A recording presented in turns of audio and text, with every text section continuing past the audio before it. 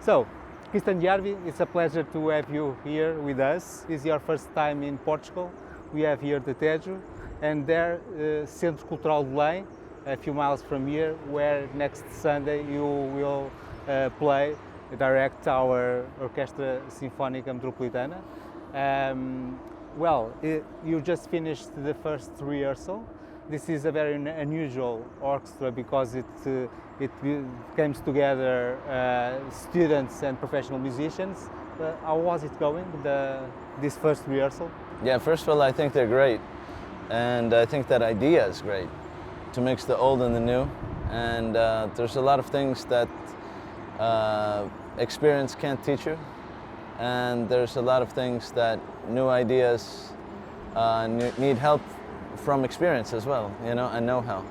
So this combination, I think, really is very unique, and well, I mean, I really feel inspired in a way because I think you told me it started already a very long time ago. 25 years, 36, I don't know. Yeah, and I mean, this kind of thing should be done actually all over the world.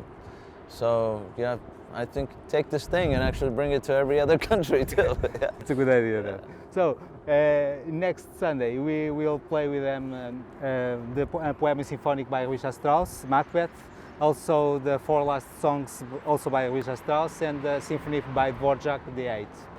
I want to know if there is which one of these pieces is most challenging for you as a performer and for them, the musicians?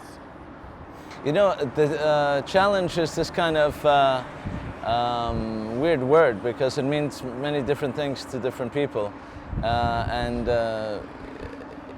I think the biggest challenge for me personally is it's actually not a challenge, but it's more like acknowledgement, is the fact that a lot of musicians, they actually do what they do in a really great way. They fulfill their task, they play what the composer wrote, ensemble is great, intonation is great, articulation is great, you know, and they're fulfilling everything that they're doing, and the conductor is conducting well too, but somehow the audience doesn't know what's going on. I mean, and then even I sometimes in the audience feel like, well, I actually fortunately know kind of the background a little bit, but I have this feeling like, wait a minute, did I miss something, or am I stupid, or did I have to learn more in order to understand this music, you know? But actually, just like Puccini said, you know, a great opera is if you walk into the room or space that it's being performed, the opera house, and you don't know who's performing, what the orchestra is, who the conductor is, who the singers are, who wrote it, what the story is, nothing. And you listen for 30 minutes and you look, and everything's 30 seconds, not 30 minutes, 30 seconds, and everything is clear. And that is actually how what we pretend. Well, actually, how it should be. Yeah. That the audience really understands the story. For example, I mean, have you ever gone to a Charlie Chaplin film and didn't understand something? Yeah. You understand immediately, right? So we will understand everything. Well, no. I mean, that is the challenge, and Yes, it's not technique. It's not, you know, but it's actually the communication. You told me before it's like telling a story. Yes. Let's take an example. I wonder when I listen the symphonic poem by Macbeth, if I should be attentive of any kind of narrative, because it is inspired in the Shakespeare tragedy. Do you think about the story, Shakespeare's story, when we play it, this symphonic poem, Macbeth? Well, let me tell you, I know the story, but just imagine if you don't really know the story, but you've heard about kind of what's going on, but you don't really know what even how it ends. I mean, like, for example, if I say to you, what is your idea, whether it's factual or not, correct or not. Good. What do you know about Macbeth? I know that it's a story of injuries, and he kills some guy, and the lady Macbeth is crazy, I don't know. Yeah. But in the end, I think it's not a good thing for him, no? Exactly. So that's as much as most people know. And you have a different story? No. So that is actually, honestly, I have to say, as much as I know too, and I've read the book, because actually I forgot how it really goes. I would have to kind of relearn it somehow. But I remember that exactly what you told me is the kind of feelings that I had, and it was kind of messy. Okay. So I'm going to presume that those emotions are exactly those emotions which we're dealing with, which aren't very common. I mean,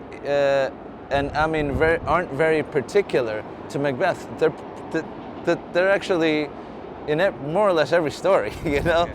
And it's a love story or a story of revenge or kind of any situation has feelings of jealousy and love and admiration and maybe hate and, you know, all of this stuff. So in order for you to touch a person, they don't actually have to know the story. We have to convey, just like I would say Charlie Chaplin, you know, a situation which they feel an understanding and an affinity with. And if you overthink it, then you actually never really let emotion get to you. And the only world that we really truly understand each other is not when we talk and explain ourselves with words, but it's a world of emotions, Yeah, feelings. all that. It's an understanding on the essence level.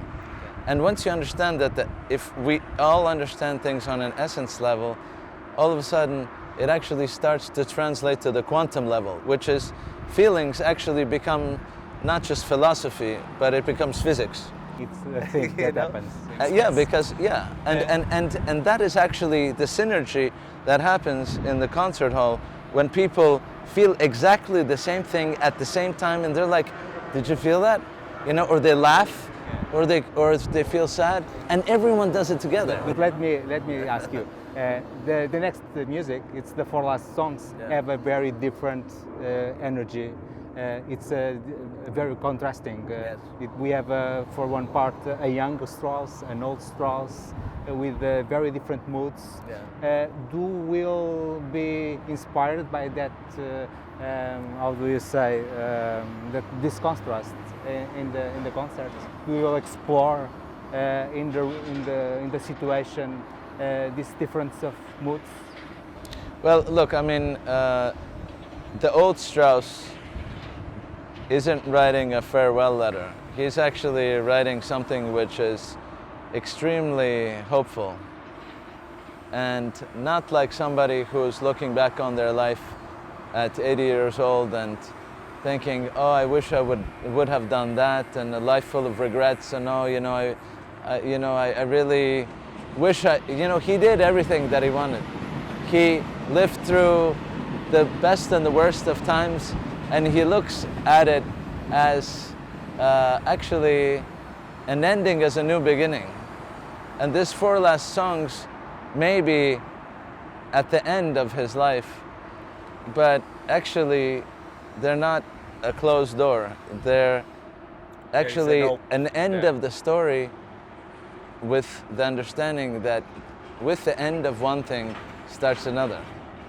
And really, I mean, if you look at Strauss' Metamorphosen and Four Last Songs, he truly is looking to come out of this situation where he was in after a completely traumatized Europe, you know, and traumatized family and traumatized people, to actually still see that, wow, the spring still brings flowers, you know, and you know, the sky is still beautiful, and and every day the sun still rises, you know, and it's not over, and it will never be over. And that's actually very different to Macbeth, because Macbeth, he's more kind of, it's more like watching like a Grand Prix race, you know, with different emotions, you know, but this is much more kind of, I would say, thoughtful. Thoughtful, yeah. Well, we have not enough time to talk about Dvorak now, but I want to ask you a last question. You are known for always looking for innovative solutions to present music to people. Do you think that we take the classical music too much seriously nowadays? You know what? I think that I think people take themselves too seriously. Not only classical music. I think that whatever you do, it's not worth doing if you're not having fun doing it. And the purpose of everything that I do is to somehow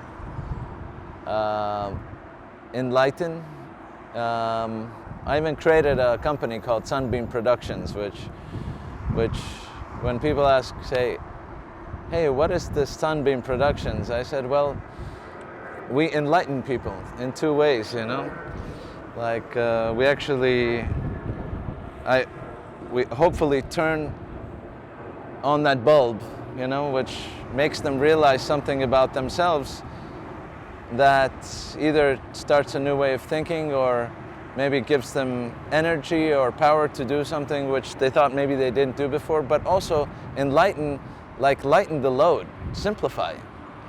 And I think that there's nothing that's not understandable and too difficult. And you know, everything that you see around us, we as humans, we built all this stuff. That bridge didn't stand there, you know, and it was actually put up by us.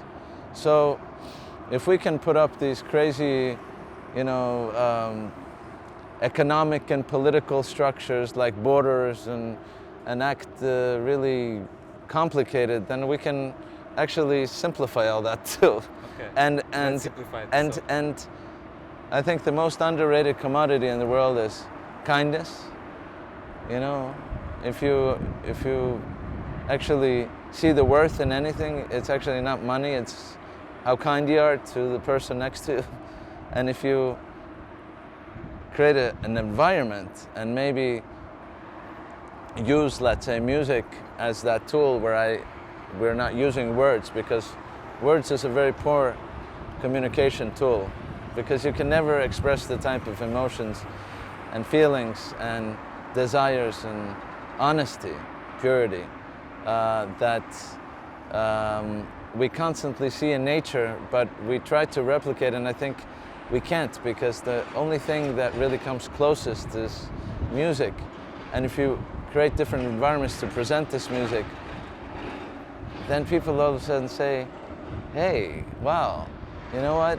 Why can't life be as simple as this?